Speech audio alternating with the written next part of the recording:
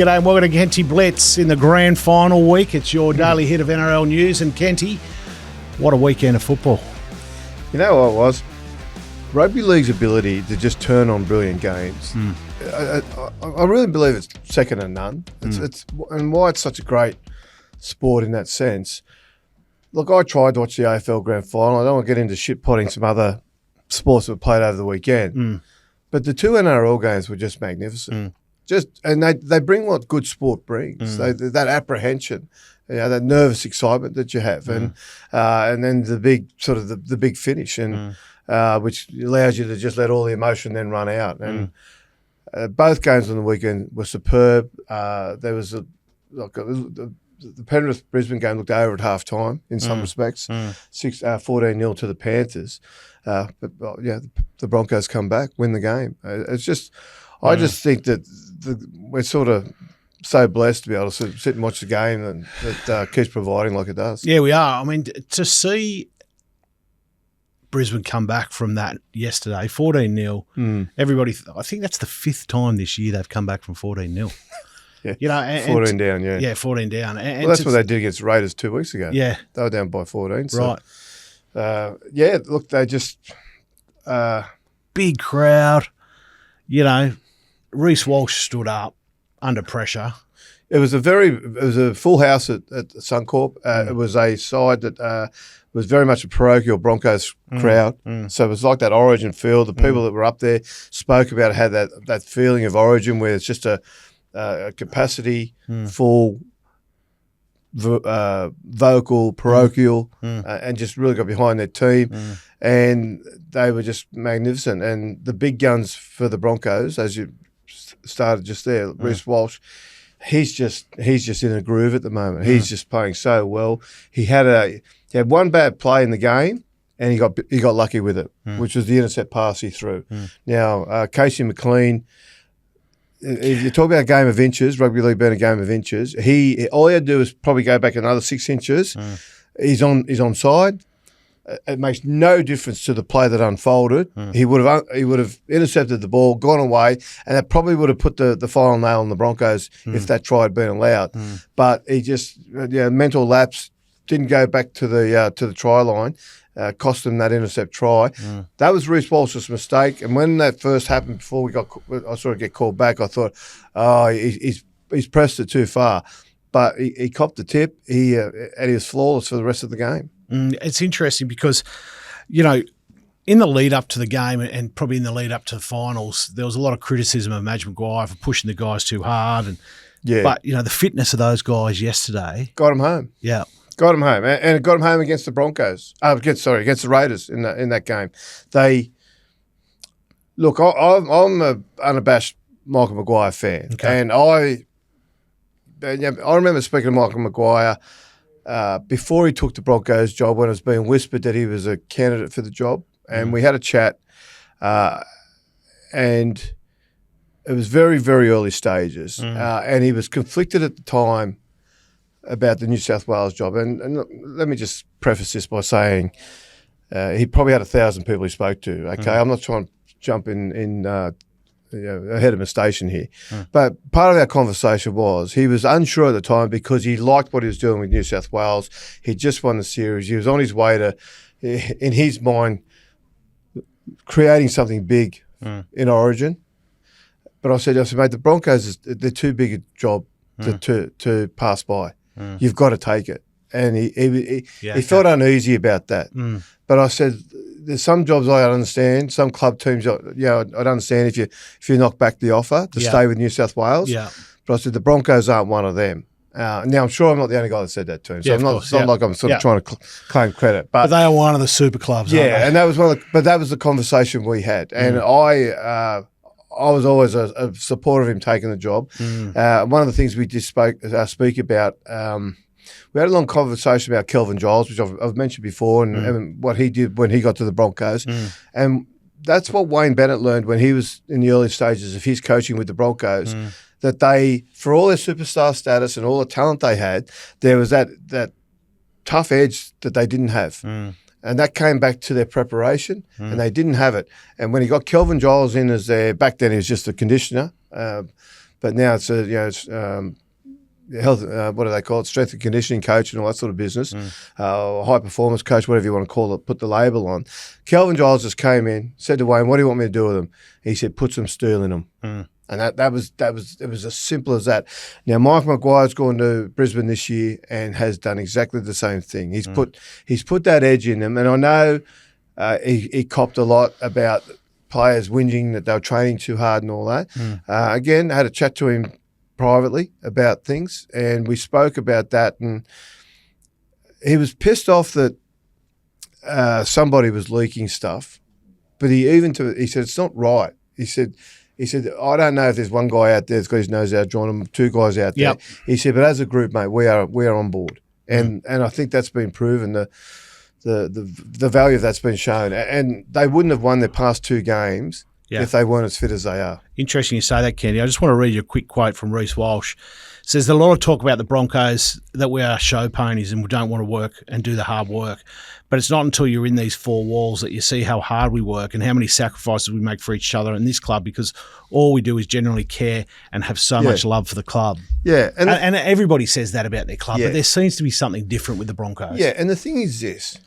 Every player in the NRL, and just about every athlete anywhere, when you train hard and the trainer comes out and says, "Okay, you're now going to do this," and then when you finish that task, he hits you with another one. Everybody thinks, "Oh, give it a rest. Like, ease up. Mate, I've had enough." All those things run through your head. But the great ones, they'll think it and do it anyway. And they'll do it as hard as they can. They won't shirk the workload. They will go and go, "Okay, this is what we've been set. This is what I'm going to do." And again, to those old Broncos sides, guys like Petro Civoniceva, he went away on an army camp, refuses to, would never complain about how hard it got. He was one guy, never complained how hard it got. To the point they were running back one day back to camp for dinner for the night after they'd been gone for 40 hours without food and drink. And it was like a pre-season thing, isn't it? Pre-season thing. And he collapsed, and when they looked back, he nearly died. He was so dehydrated and so physically exhausted, his body just started to shut down. No one had a clue.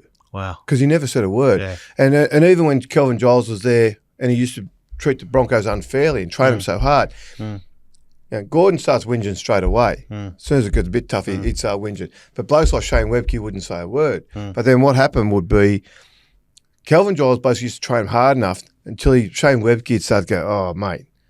And he think, "Okay, now they've hit their limit." You know what I mean? Because you never got poop out of Shane Webke. Yeah. So every athlete's got a different capacity to handle this, and they've also got a different behaviour around. Some whinge, but they'll do it. But they'll whinge, but that's just their personality. And whatever happened to the Broncos this year, I'm not intimate with the Broncos, but I know that my discussions with Madge were he was comfortable where they're at. It was necessary where they needed to go. And the benefits of that are there now to be seen. Yeah, it's interesting that step up to NRL. Those elite performances is exceptional, well, and those guys are built different, right? Exactly. And on the weekend, they played Penrith, who going into the game with a form team in the competition. Yeah, well, let's talk a little bit about them, Kenty, because they came from the back. They had a magnificent season. Yeah. Look, so you look at the way Penrith's season has unfolded, okay. And I thought maybe they're the first team that were going to come outside the top four. So that old wives' tale adage, it still survives. Okay, but the thing is, they had so much roster change over the off season that at the beginning of the season there was a real coaching effort from Niven Cleary to really get them going and get their new guys, not so much attack wise, but to get them fitting into the system defensively. And they struggled very early on. Blades Talangi came in, had a magnificent season in the way he played, but very early on, Casey McLean's another one, just on those edges, because they're so young and inexperienced, they were still coming to grips. They weren't reacting like you needed to react. There wasn't instinctive yet. And so it took a while for Cleary to coast that into his players, but he got that there. Once they figured that out, then they were off. And then the Penrith of the previous 4 years we started to see, and that's what we saw. And I thought all the way through to this week. Going into the game on Sunday, I thought they were the favourites for the game. I thought that they were, if they got there, they'd give Melbourne a big shake as well. They ran out of gas, I think. They ran out of gas. They ran out of gas, yeah, kind of. But the Broncos also stepped up though. Yeah, I mean, it was well, they had the break, remember? The Broncos had the break, so they got a rest out of that. And so physically, they probably just had a little bit more in the tank when it got to that second half. They also just played a bit smarter, the Broncos. They were terrible in the first half as far as maintaining possession. I think they had 5 or 6 drop balls that surrendered too much easy possession, and that kept Penrith in it. But the Broncos, once they started to find a little bit of rhythm, hang on to the ball a little bit, their energy in defence was wonderful. Egged on by the crowd. And Payne Haas, what a impressive guy he is. He was a bit quiet in that first half. It kind of looked like whether Penrith had figured him out or not. But the second half, I think he played the whole 80 minutes.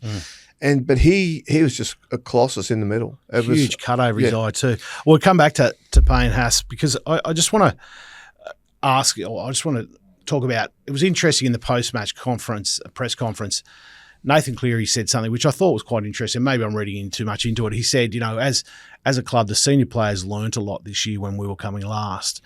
And I kind of thought, well, is he trying to say maybe we were taking it for granted that we were going to come good? Because he said everybody within the club learnt a lot, particularly the old players. And I was thinking to myself, well, maybe they took winning for granted. Yeah, maybe it's just an assumption that they it was just going to do what we do and we'll get what we've always got. And sport doesn't work that way. I was about to say the gods of sport. Yeah, that's the first rule they kick out the door. So that's probably a fair call. I think, but I also think that's Nathan. Who is so impressive, just as a young man, but just the way he leads that team, just the example he sets. He never takes anything for granted. He works hard for everything he's got, and his ability to just sit there and go, you know what? He never looks for excuses and puts it on someone else. So for him to say, look, it's on us as a senior leadership group. That's a warning bell for next season. For the other 16 teams, because that's what they'll do. They'll go away, and he won't look at other guys and say, "Look, you guys need to pick it up. I won 4 comps. You need to get up to my standard so I can win a 5th." I'll be leading from the front. Well, I think one thing that game on Sunday proves is that it's very difficult to win from outside the top 4. If you don't get that first game break, it's very difficult. Well, that's the truth of it. The 2 teams that won in the that week in the first week of the finals. Won again on the weekend, and that's what also is going to will prove interesting come the grand final. The fact that Melbourne have got 2 extra days off than the Broncos have. Well, let's talk about the Storm. They've defeated the Sharks 22-14 on Friday night. Seems like an age ago, doesn't it? It does. But once again, I thought Jerome Hughes was magnificent. Unbelievable. For him to come back, essentially, he played less than a half of football in 8 weeks. And I've done a Kenty Primetime Woz, and Cameron Ciraldo talks about that in that. And he said he just didn't come out and play. He said he came out and put on a performance. Well, that's actually just dropped about an hour ago, that Kenty Primetime, which you did this morning with Cameron Ciraldo. It was a bit of an exclusive, Kenty. You want to quickly tell us about that? Oh, look, he just came in, and obviously we have a relationship. And I wanted to talk to him about Lachlan Galvin and everything that happened there, and did you do the right thing? Did you make any mistakes? What would you do again? He shirk any of that? No, he answered it all. He knew it was coming. So sat there for not the full hour talking about Canterbury and what's going on, but we also talked a bit about the grand final. But I just got him to talk me through the whole thinking behind it, how it eventuated, what they were thinking, what they were hoping, what they saw, what they do differently, and he was quite honest. It's I think he's a very impressive man. Very good. Well, that's just dropped, guys. So if you're watching this, watch it and peel back and watch that. Let's go back to Jerome Hughes, because the spine, that was the first time the spine had been back together in quite some time for Melbourne, and it made a difference, right? Huge difference. Yeah. Yes, huge difference. They're just a different team when they got the 4 of them. Look, Munster was probably the best player on the weekend. but Hughes helped him be that good. Munster was dangerous. Every time he got the ball, he's so unorthodox. He wants to play his way, but he's allowed to do that so much more freely when Jerome Hughes is in the side. But Hughes is such a threat. And then you've got Pappenhausen at the back. And then you've got Harry Grant at dummy half. So they're all over, like their threats are all over the shop. Everywhere you look. One of the things you talked about on Thursday, and it's not Einstein, but it was interesting. We talked about Stefano Utoikamanu against Aiden Fanua-Blake. Yeah. And I thought Stefano had it over him on the weekend. Yeah, he had a very good game. Yeah, he really took it to him. It's fascinating. He's come out today and said a little bit to Utoikamanu. He really lit the fuse, right? Yeah, he's lit a fuse, absolutely. Fanua-Blake was their leader throughout their finals campaign and the latter stages of their season, Cronulla. And I thought Utoikamanu came out. He was very quiet before the game, but he came out and he took it to Fanua-Blake. I think he got the points, and it went a long way towards opening up the game for the Storm and allowed their threat players to come in and do some damage to them, and that's what eventuated. So they're coming right again at the right time, Melbourne. I don't think we've seen Melbourne at 100% all game, all season. Okay, not consistently. No. Not. I don't think they've walked off. I don't think there'll be one game where they've walked off when Craig Bellamy's gone. Mate, that's as good as we can play. I think Friday night they got close to it, and I expect Sunday that they will be there. But I'm fascinated to see it. But Utoikamanu, he's gone out today. And I wonder how Bellamy's going to handle this. Yeah, well, let's talk about what he said. He said, I'm keen to get out there and run someone over. I don't want to name names. There are a lot of people I think are a bit stuck up. I'm going to make sure I set up this week to get the first kick off the game. There are going to be plenty of people that want to run at. I want to run at a lot of people I don't like on the Broncos. How good's that? I love it, mate. You know what? We've been asking for that all year. Mate, I think it's brilliant. Yeah. Okay. But I reckon Craig Bellamy, I would love to have been in their football office. Yeah. And I'd hate to have been the person whose job it was to go tell him. There you go. Read that. I think Craig, just call up the website and have a look what's happened. But because I don't think he'd be happy with that at all.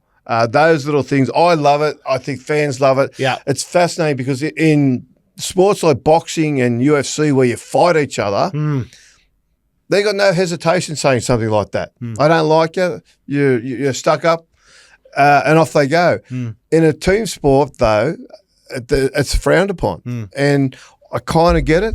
I can't imagine that their motivation is any higher by the fact it's been said, but certainly it will give a focus for the week. Now, Payne Haas has already spoken this week about it.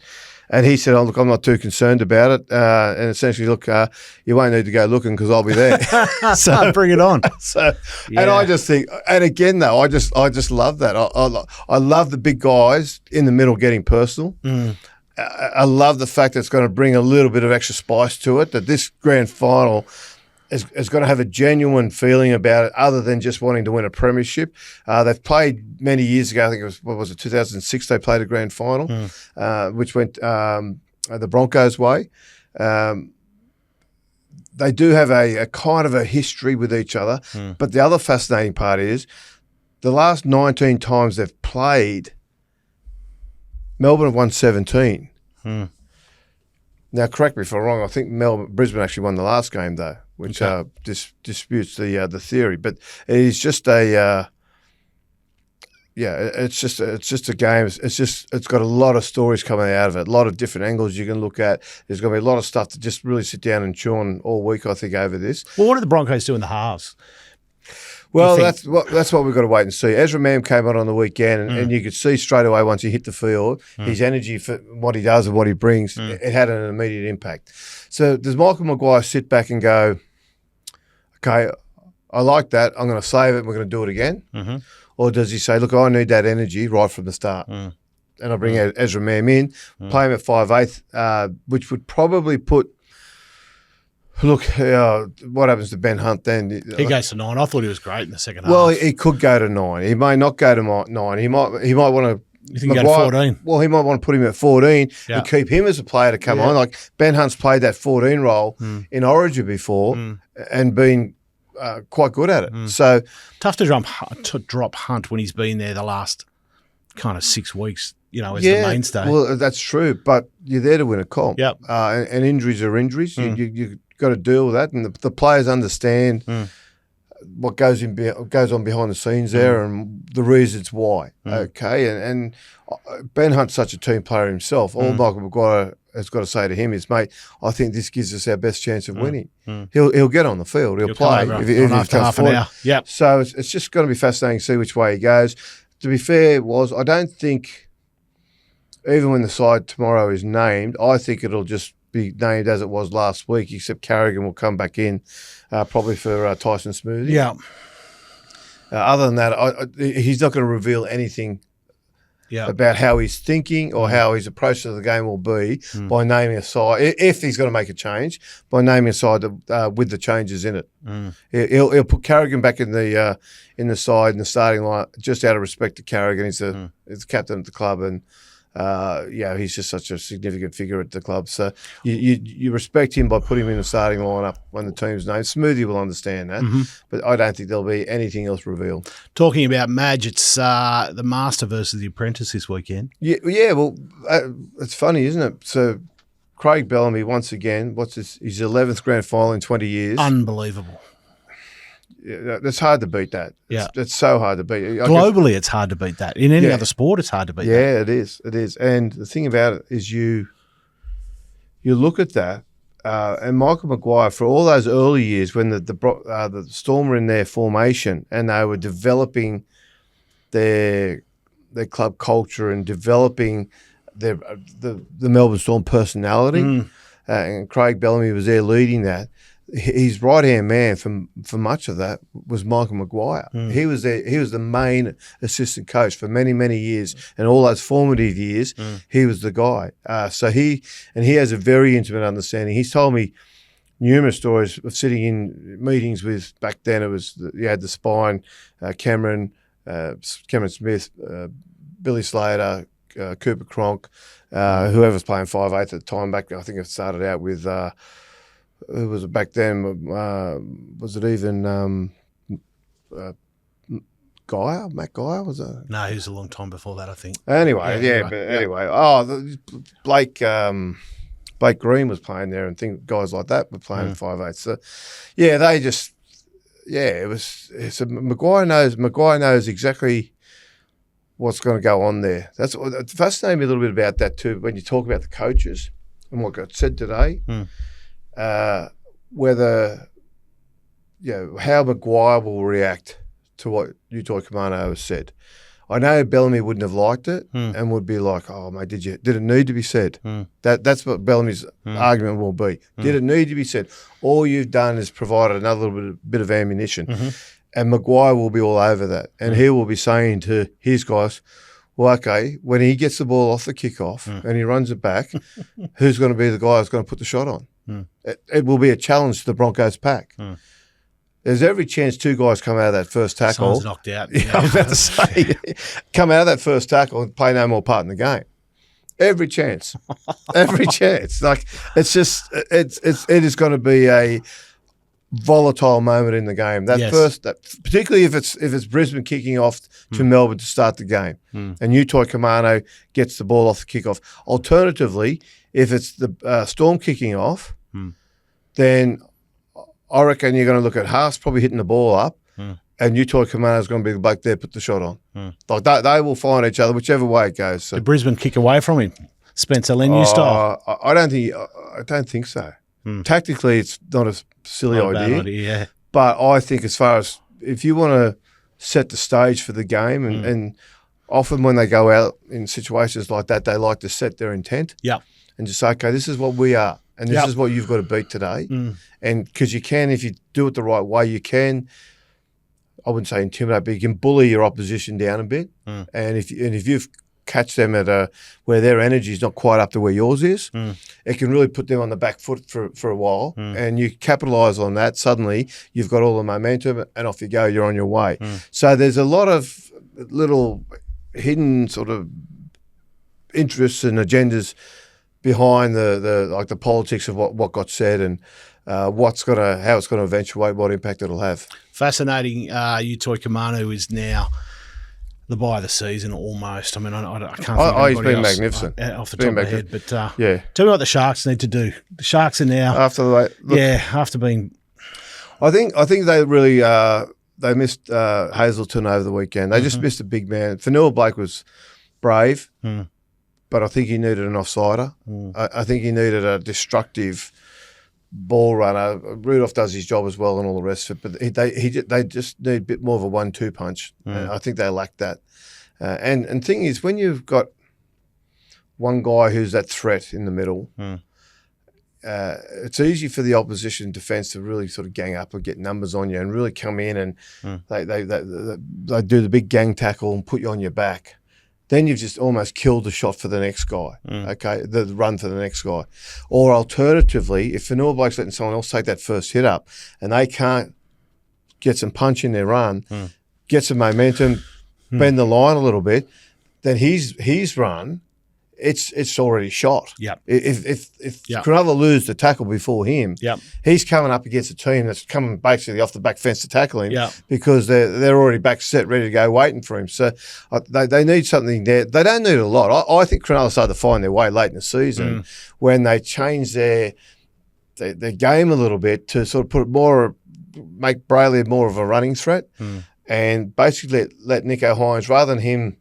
Nico Hines had this really bad habit midway through the season, always going sideways, drifting across field, wanting to turn the ball in. But late in the season, he just became a running threat again. Suddenly he was dangerous again. And he did that on the back of Brayley, getting out of dummy half and causing uncertainty around the markers and making the defensive line hesitate a bit about what he was doing. So, but that with a couple of just like another big middle forward, someone like that can come in and assist Fanua Blake and what he's doing would, I think, help considerably. Kenty, an interesting article in today's paper with Utoikamanu giving his reasons to Uncle Nick Politis about how and the reason why he's going to rugby is because he wants to play the Rugby World Cup, which we know. Yeah, which we know, which that's understandable.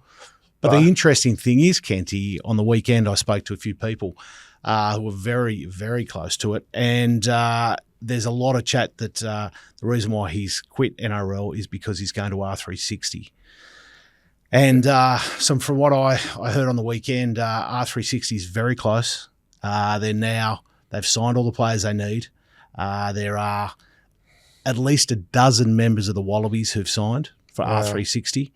That'll destroy the Wallabies. Well, interesting part of that we'll talk about in a minute, but they reckon there's up to 20 NRL players, first graders, all well named, who are going across. There's a couple. Look, I'm not going to sort of throw names out and force them to respond to things without knowing for sure. But I've heard a few players. Nwanga Tunuasi has been mentioned, but we'll wait and see. Well, the interesting thing about it is that this week, or fairly soon, the world bodies will be coming out, the World Rugby Union bodies will be coming out and saying that players who play in R360 will be banned from playing the World Cup.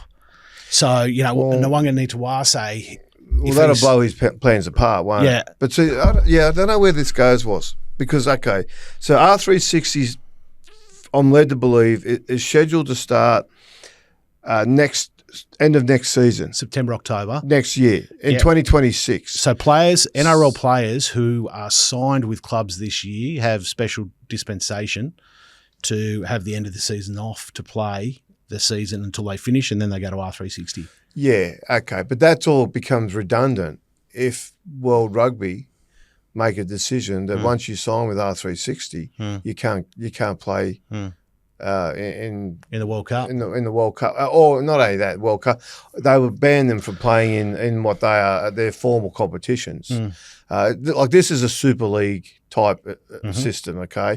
So this is where they're not accredited. They've got no affiliation. They don't pay their way as far as being an affiliated body within the code. They're just going to start their own competition, throw truckloads of money at it, and just pick the eyes out of all the best players from all the best teams all around the world. Now that is exactly what happened with Super League. But as you saw, in the end, Super League was legally proven to be legal.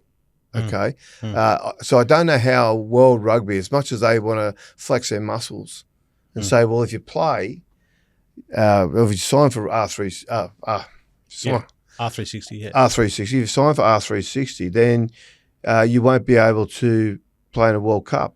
That will go to court. It'll end up in a legal mess. Look, I've been down this road 30 years ago. It's not a pleasant way to go. And I tell you, look, I don't know how it'll end up. It'll be interesting to see what happens to the NRL players, though, that do sign, which I'm sure there will be, okay? Well, there are. And that's why PVL came out and said those players will be banned from returning, which I don't think can happen, because if you look at the R360 and what they've done to South Africa, they've got over 20 players from South African rugby. South Africa won the Rugby World Cup last year. So whatever happens in rugby is going to happen in rugby league. Yeah, but I tell you, if V'landys has come out and said they won't be back in rugby league, welcome back. This is how it'll play out. And instead of spending all his money on lawyers, just ask Kenty. Well, look, exactly. It'll work out like this. Yeah. Legally, they can't do that. It'll be restraint of trade, all that business. Okay. That's the way the High Court. See, what got lost in the Super League war was at the end, the High Court awarded for News over the ARL. Okay, so they were allowed to go away and do that. On appeal. Yeah, on appeal. Yep. Appeal, but it went all the way to High Court. Yep. And News won the case. Which they did it at that stage only for reputational purposes, and they allowed South Sydney, even though they could have kicked South Sydney out again, they allowed them to stay in the competition because they realised the goodwill it generated. But the other part to it is, if you look at 1995, when the predominantly Brisbane and Canberra players signed with Super League, okay, and they made up pretty much, particularly the Brisbane players, they made up 3/4 of the Queensland State of Origin team, who, if you remember, did not get picked. Instead, we had Fatties Neville's, who were the ARL loyalists. Yep. But Alan Langer, Kenty Woz, Steve Renouf, Glenn Lazarus, all those guys did not get picked for Queensland. And the Super League, on behalf of those players, took it to court as a restraint of trade, which is exactly what would happen here. If PVL says they can't come back to rugby league. Now, what happened was the court found in favour of Super League and said, no, then you're not allowed to ban them based on these conditions. Yep. But what the court also said is, but it's an arbitrary thing picking a representative team, and we can't force Queensland to put those players in the team. So the selectors went, we're not picking you. Yeah. We don't think Alan Langer. We think Adrian Lamb's a better halfback than you. Yeah. And that's we think Kenty Woz. We think Ben Icon's a better 5/8 than you. And that's what Ben Icon touched on, didn't he, when we were talking about the whole eligibility earlier on in the season? He was saying, well, we picked the team. That's exactly right. And that's what will happen here. So the players will – so PVL legally won't be able to do that. But if he gets in a gentleman's agreement from the clubs that they won't allow them to come back to play, they'll do that. But you know what was? Takes one guy to break the rule.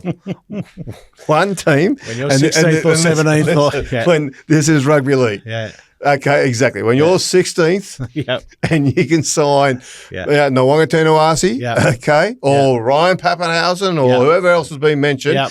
Sofa Solomon has also been mentioned. If you can sign one of those to your 16th running team, I think you might go ahead and do it, and you'll say, screw the rest of you. I agree. So that's the way. Anyway. All right, Kenty, big week ahead. Thanks very much for joining us. We look forward to unravelling the whole week with all of you. See you then. Bye-bye.